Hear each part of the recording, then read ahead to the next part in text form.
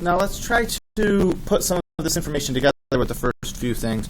So if we use dinosaurs as the most common example, dinosaurs showed up here.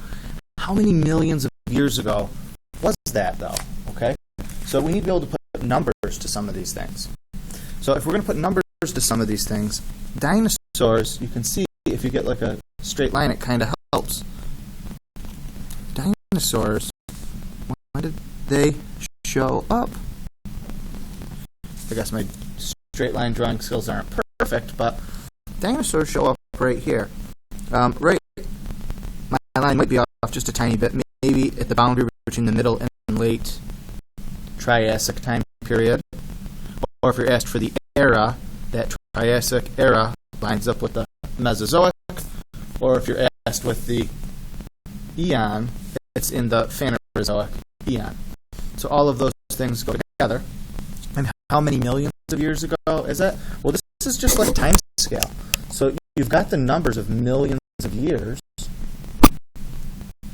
right here.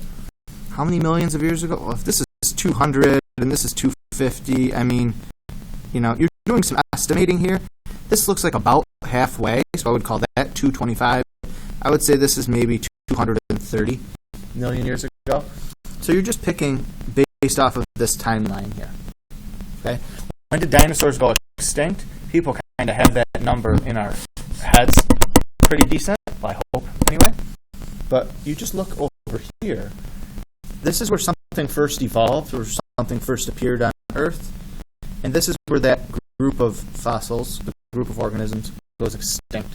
So dinosaurs went extinct at the same time as ammonoids went extinct. There was a great extinction that happened there. And if I look over, that was 65.5 million years ago.